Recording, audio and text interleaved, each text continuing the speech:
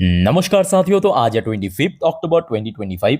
दोस्तों, बात करेंगे इस वीडियो में कुछ इंपॉर्टेंट शेयर्स के ऊपर, कुछ इंपॉर्टेंट अपडेट्स है, कुछ इंपॉर्टेंट न्यूज है। तो चलिए एक करके कवर करते हैं। तो सबसे पहले हम बात करेंगे कोटक महिंद्रा बैंक, जिसका आज क्वार्टर 2 की रिजल्ट आउट हुआ।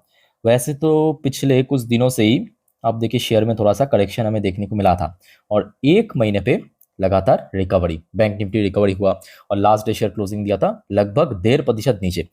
चलिए सबसे पहले मैं आपको कोटक बैंक की परफॉर्मेंस दिखाता हूँ क्वार्टर 2 में कैसा हुआ।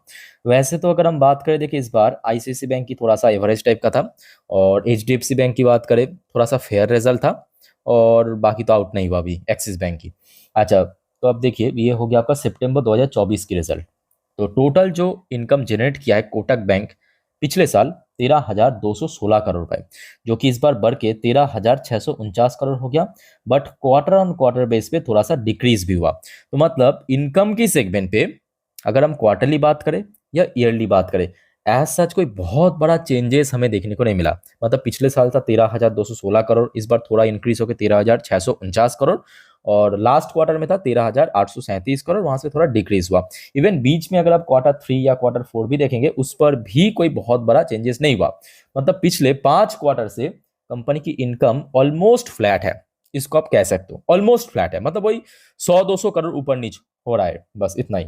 अच्छा, साथ ही साथ देखिए फाइनेंशियल मार्जिन पिछले साल था 13%, पिछले क्वार्टर था 9%, इस बार 13% रहा, तो मतलब ठीक ठाक है।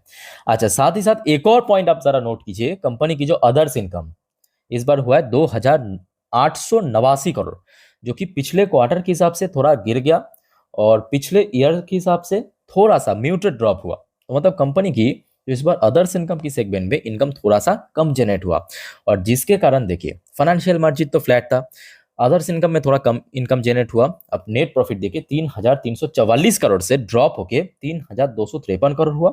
इवन क्वार्टरली बेसिस पर भी 3,282 करोड़ से ड्रॉप होके 3,253 करोड़ पे पहुंच चुका है। तो मतलब अल्टीमेटली बैंक की प्रॉफिट बोथ सेगमेंट पे गिरा, और इनकम की बात करें सिर्फ और सिर्फ आपके क्वार्टरली बेसिस पे गिरा था। हाँ हाँ, क्वार्टरली बेस पे गिरा था, और इनकम ईयरली बेस पे ठीक ठाक ग्रो किया। अब देखिए कोई भी बैंक्स के लिए प्रॉफिट इनकम के साथ साथ उसका जो एनपीए की परसेंटेज, यानी नॉन परफॉर्मिंग एसेट, कोई भी बैंक की जितना भी मिनिमम होगा उतना ही बढ़िया, जितना कम रहेगा उतना ही बढ़िया। ठीक है। सो यहाँ पे बैंक ने, मैं कहूँगा, बहुत ही अच्छा काम किया इस बार। मतलब पिछले साल देखिए ग्रॉस एनपीए था लगभग 1.5% के आसपास, 1.49%। अच्छा, पिछले क्वार्टर जून क्वार्टर में भी 1.48% था, इस बार 1.39% हो गया। तो मतलब गिरा है, अच्छी बात है। और पिछले साल नेट एनपीए था 0.43%, पिछले क्वार्टर में था 0.34%, काफी हद तक कम हुआ था, इस बार और कम हो गया 0.32%। तो ओवरऑल बात करें एनपीए की मुद्दों पे बैंक ने बहुत ही फाइन परफॉर्म किया। मतलब हर एक सेगमेंट पे ड्रॉप हुआ है, gross NPA, net NPA, but profit के मुद्दों पे थोड़ा सा वीक रहा। अच्छा, एग्जैक्टली अगर हम बात करें, थोड़ा सा आप देख लीजिए परसेंटेज वाइज, तो कोटक बैंक की नेट प्रॉफिट ईयरली बेसिस पे तकरीबन 3% के आसपास ड्रॉप हुआ, और एनआईआई मतलब नेट इंटरेस्ट इनकम, उसमें लगभग 4% की जंप हमें देखने को मिला। ये अल्टीमेटली परफॉर्मेंस रहा। अब देखना पड़ेगा, मैं कहूँगा कंपनी की, मतलब बैंक की जो परफॉर्मेंस है, जस्ट लाइक आईसीआईसी बैंक, थोड़ा सा एवरेज टाइप का रहा। इसको आप बहुत खराब या वीक परफॉर्म भी कह नहीं सकते, फेयर या अच्छा परफॉर्म भी आप कह नहीं सकते, एक एवरेज टाइप का परफॉर्मेंस दिया है। तो सिंपल बात है, सोमवार ब्रोकरेज के तरफ से कैसा रिस्पांस मिलता है, कैसा रेटिंग मिलता है, कैसा टारगेट मिलता है, उसके ऊपर भी काफी हद तक डिपेंड करेगा शेयर प्राइस मूवमेंट। ठीक है, तो उसके ऊपर भी अपडेट मैं आपको दे दूंगा, और अपडेट जरूर ले लेना। अच्छा, उसके बाद चलिए नेक्स्ट अपडेट। कंपनी का नाम है Oracle financial service software limited, बहुत ही बेहतरीन कंपनी।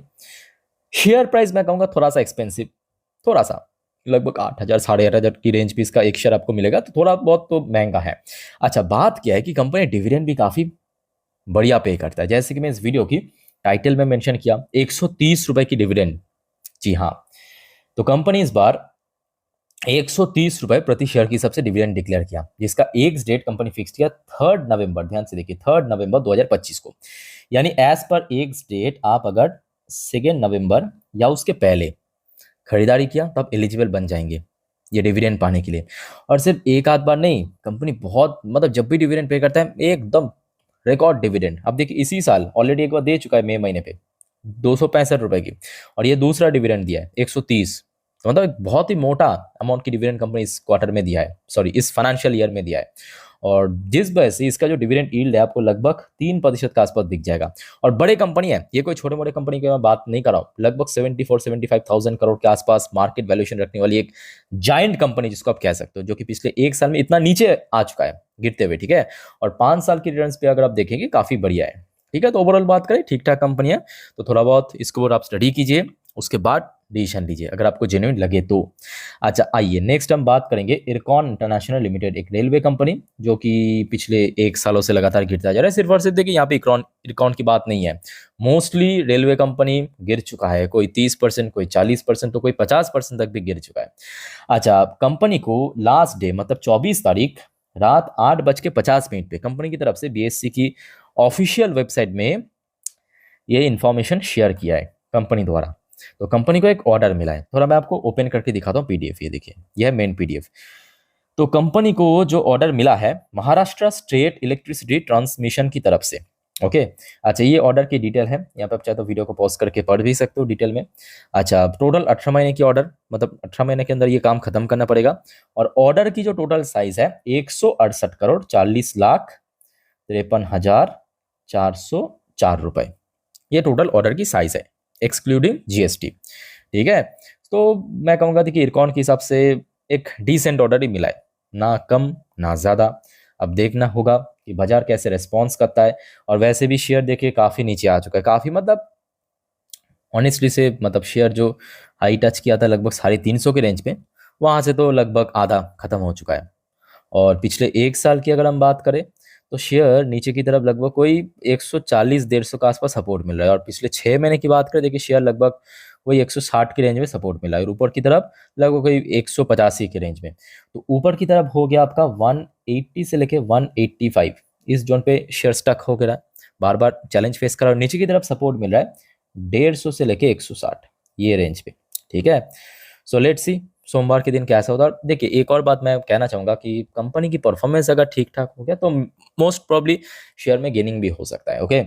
अच्छा आइए टाटा मोटर्स पैसेंजर व्हीकल्स के ऊपर एक और अपडेट ले लीजिए। अपडेट क्या है, एसपी, एसपी पता होगा आपको, एक रेटिंग एजेंसी कंपनी जो कि चाहे कोई देश की इकोनॉमी, कोई भी बड़े छोटे कंपनी को टाइम टू टाइम कुछ इंसिडेंट के ऊपर बेस करके रेटिंग टारगेट वगैरह दिया करता है, सिंपल। तो एसपी ने टाटा मोटर्स जो पीवी ये वाली जो है, ठीक है, ये जो शेयर है इसका जो आउटलुक है इसको एक्चुअली डिग्रेड किया है। पहले मैं आपको समझाता हूँ कि क्या रेटिंग दिया है और किस इंसिडेंट के बेस पे दिया है, ये भी आपको जानना जरूरी है। देखिए टाटा मोटर्स तो फिलहाल अभी 2 भाग हो चुका है, मतलब जो कमर्शियल वो तो सेपरेट हो चुका है, कुछ ही दिनों में बाजार में लिस्ट होगा। अब इसमें आके आपका पैसेंजर व्हीकल्स कम, जेएलआर, ईवी सब कुछ। So rating agency SP global on Thursday downgrade its outlook of India's Tata motors passenger vehicles to negative. तो यहाँ पे टाटा मोटर्स को एक तो नेगेटिव रेटिंग दिया, साथ में citing a slow recovery of the automakers की Jaguar Land Rover unit which hit by a cyber attack early last month. So आपको पता होगा, आपके साथ में शेयर भी किया था, सितंबर पे एक्चुअली एक साइबर अटैक हुआ था जैगुआर एंड लैंड रोवर की जो मेन यूनिट है वहां पे, और उसमें मतलब बिलियंस ऑफ पाउंड की नुकसान हुआ, बिलियंस ऑफ पाउंड, क्योंकि इसका जो मेन यूनिट है वो यूके में है तो वहां पे पाउंड होता है, तो बिलियन ऑफ जो पाउंड है उसका नुकसान हुआ। सो दैट्स वाई एसपी ने यहाँ पे आउटलुक नेगेटिव दिया है, ओके। सो लेट्स सी कैसा रिएक्शन होता है। अब देखिए शेयर मैं कहूँगा 400 का अगर सक्सेसफुली होल्ड कर पाया तो मोस्ट प्रॉब्ली कोई बहुत बड़ा गिरावट का चांस नहीं है। और ऊपर की तरफ अगर हम बात करें पिछले कुछ ट्रेडिंग सेशन पर भी लगभग 410 के रेंज पे शेयर बार बार हडल फेस करा है, ठीक है। तो इस हडल को अगर सक्सेसफुली क्रॉस कर दिया तो मोस्टली चांस है कि शेयर फर्दर गेनिंग हो सकता है, ओके। अच्छा आइए अब नेक्स्ट बात करेंगे कुछ आईपीओ जो कि अगले हफ्ते से बाजार में ओपन होगा। जैसे कि रिद्धि डिस्प्ले 1% की प्रीमियम चल रहा है, उसका प्रीमियम भी अब देख लीजिए। अच्छा एक और आईपीओ है मेलन आईपीओ, काफी मैं कहूँगा दिनों बाद, बीच में तो एकदम खत्म हो गया था आईपीओ का जो सिलसिला। ओरक्ला इंडिया मेलन आईपीओ 19.73% की प्रीमियम चल रहा है ग्रे मार्केट में। साथ ही साथ एक और आईपीओ है एसएमई आईपीओ जयेश लॉजिस्टिक 3.28% की प्रीमियम चल रहा है ग्रे मार्केट में। बाकी तो मोस्टली लास्ट वीक में लिस्ट हो चुका है। अच्छा साथियों, आगे बढ़ते हैं नेक्स्ट टॉपिक पे, बट उसके पहले आप सभी को मैं रिक्वेस्ट करूंगा, अगर आपको वीडियो अभी तक अच्छा लगा, इन्फॉर्मेटिव लगा, प्लीज वीडियो को लाइक करना और प्लीज चैनल को सब्सक्राइब भी करके रखना ऐसे इन्फॉर्मेटिव वीडियो हर रोज हर वक्त पाने के लिए। और याद रखना मेरे प्यारे साथियों, परसों क्योंकि सोमवार बाजार ओपन होगा, तो उसके पहले यानी कल संडे के दिन मैं आपको अगले हफ्ते के लिए पूरा डिटेल में जानकारी दे दूंगा। मतलब कौन कौन सी इकोनॉमिकल डेटा आउट होगा, कौन कौन सी इवेंट है, याद रखना एफएमसी मीटिंग है अगले हफ्ते, ठीक है, और कौन कौन सी कंपनी की रिजल्ट आउट होगा क्वार्टर 2 की, सब कुछ मैं आपको दे दूंगा अलग अलग वीडियो में। सो कल एक भी वीडियो मिस मत करना और काइंडली चैनल को सब्सक्राइब करके रखना टाइम टू टाइम जानकारी अपडेट पाने के लिए ऐसे ही।